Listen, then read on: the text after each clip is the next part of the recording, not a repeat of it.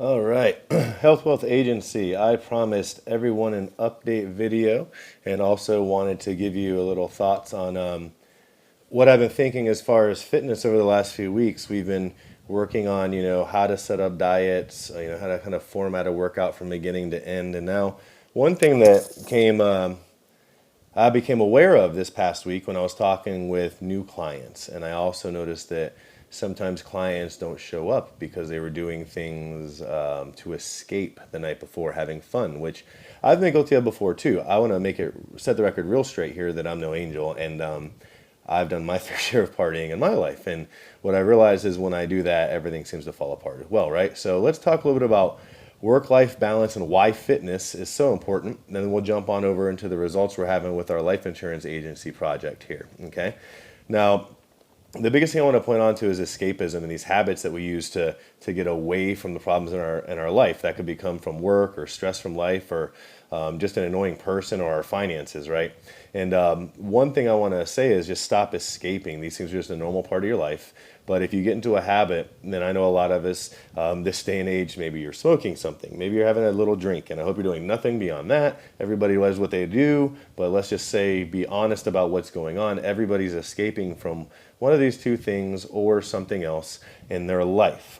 For some people, it's food, and then they end up dealing with obesity, and that becomes a side effect, just like alcoholism, and I guess you could say with marijuana, they say suspect behavior. Who knows, right? Maybe some eating and sleeping. But either way, the only thing you're escaping is what you need to be doing at that time. And, so the biggest thing is we only have so much time in a day. So if you are having drinks during the day or at night and losing 2 to 3 hours of productivity, that can hurt you. It's also going to put you in a mindset where you're going to be more lax and eat stuff you would normally eat, and also maybe miss an appointment with your trainer. Okay. Good habits like diet and training take a lot of time. I think one of the biggest misconceptions with fitness is, well, I'm going to go on a diet. It's not a start-stop diet. A diet with fitness is different. A diet with fitness is a lifestyle commitment that you live day in and day out, and a couple of times a week you have a treat, but it's just how you live. It's what you do. And that takes a lot of time, from food preparation to planning to cooking to shopping, where it takes the same amount of time to have all those bad habits, to get off work, go smoke, go drink, go out to eat, go partying and shopping that same exact time. So you're not going to get any more time. The only thing you can do is get away from the escaping behavior, right? And put your focus back into the getting that extra cardio in, planning my meal so tomorrow I don't have to eat at McDonald's and make that excuse that I didn't have time to prep my food, which he really did. So take that into your mindset this week. Are you going to make a shift from some escapish behavior, I like to call it, into some better habits that are going to help you maintain and keep your self-promises, okay?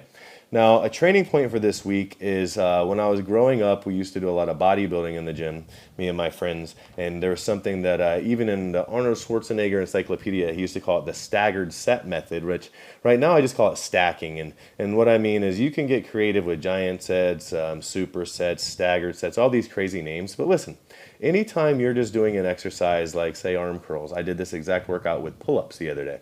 I know with CrossFit, there was a big thing where everyone was like, oh, they're doing these gymnastics pull-ups. They're not real pull-ups. But anyone who's been with a real CrossFit coach knows that in gymnastics, there's a base of either 5 pull-ups for a female strict or 10 strict pull-ups for a male before you graduate to those gymnastic moves, right? So I was working my strict pull-ups. What I was able to do, though, to increase my rate of fat burn and increase the cardio in my workout so I don't have to do that slow, boring cardio all the time, was I just did a set of 25 to 50 kettlebell swings after every set of 10 strict pull-ups.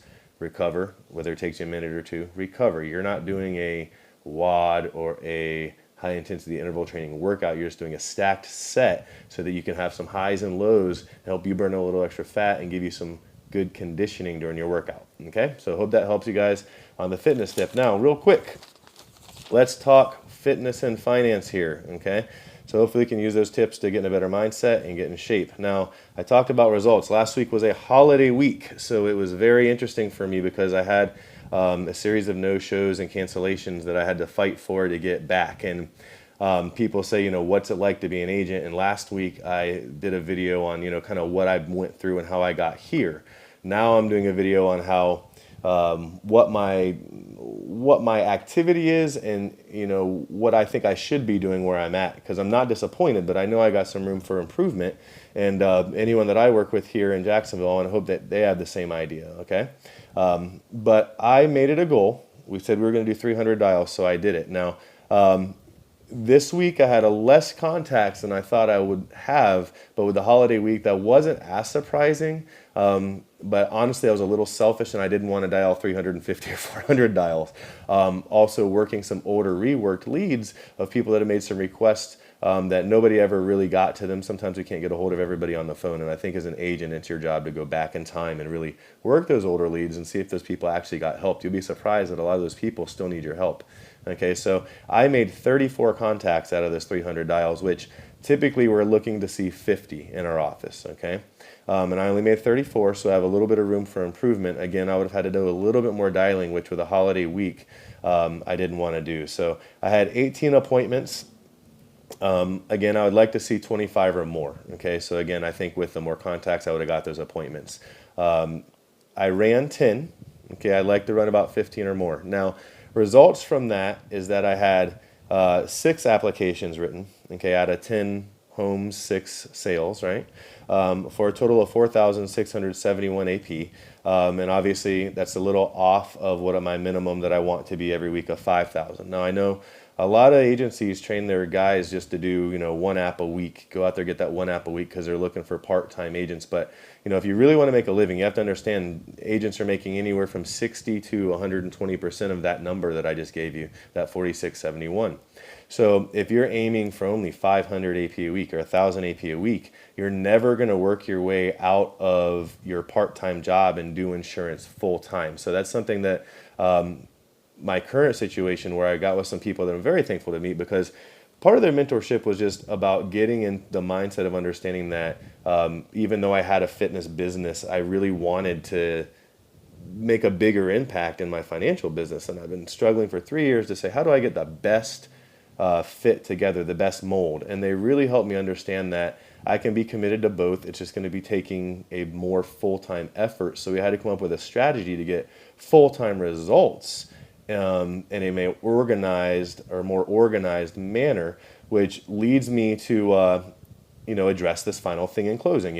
I'm on pace to do a $20,000 a month, but I did that last month. So to me, I want to increase by hitting what my actual goals are, so I can actually hit a $30,000 a month.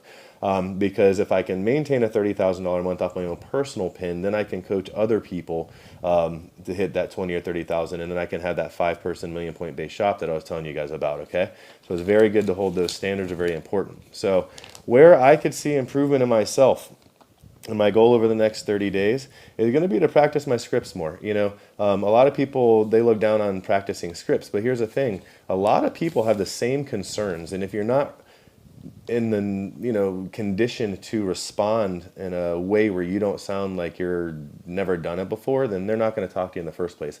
And script practicing is more about making you comfortable, not making you sound like a robot. And I think scripts get misused. So the fact that if you do proper script practicing, so that it actually becomes second nature to you, so that you can actually respond without fear or hesitation, so people know that you know what you're talking about, I think it's important.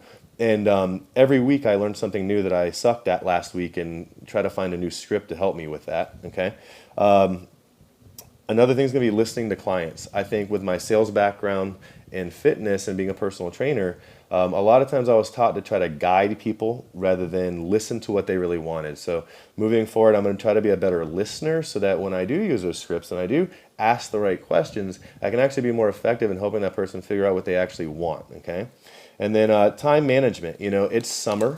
The thing that I ran into this past week with the holiday and it being summertime, and I'm running into these problems still today, even on my Monday, Tuesday dial sessions, squeezing in videos, getting haircuts, picking up my son, dropping him off at basketball camp.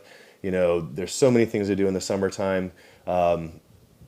Time management is a big thing. So I kind of urge you to, when you're looking at doing your business and insurance, that you kind of take into consideration all the things that could go wrong, and whether or not you're planning for them, and you're assigning your duties and tasks in a manner that you can maintain I guess, your sanity and get through this thing and be self-employed, right? There's a lot of talk about entrepreneurship out there. I think that if you're not making six figures a year as a self-employed person, you're not really an entrepreneur. You're an entrepreneur when you build that business and you're teaching other people and you've made some six-figure people out of your agents, and I've seen that happen, and I've been fortunate enough to see that happen. But right now we're starting a whole new office in Jacksonville, and that's why I'm sharing this information, because we are going to be looking for 5 to 10 people to turn into those people. But I want to share the process, what I really go through, because I had one person who I'm not going to be working with call me up the other day, and he says, how much time am I going to have to dedicate? And I think the answer to that is whatever it takes. How much time are you going to have to dedicate to your skill set? How much time are you going to dedicate to running appointments? How many time are you going to dedicate to making calls? I mean, it's all going to be a reflection of the outcome you want. If you want to make 5 to 10,000 AP a week and make, a comma check every week instead of working in a normal boring job where you don't have the freedom to come and go as you please and all that, then do one app a week and you'll get exactly what that is, which is a part-time income on top of that crappy job. But this is what it takes. I'm by no means one of the top guys at my company, because like I said, we're trying to build something new and we're more on a mission of sharing info to how to get you there and help you get there. So I will be giving my update for how this week goes, probably Tuesday, Wednesday of next week, along with some more fitness tips. If you guys have any questions or want me to cover something that I'm going through, or possibly ask me if I've ever struggled with something and how I handled it, please feel free to like, comment, share, or add some information. Like I said, all comments are good.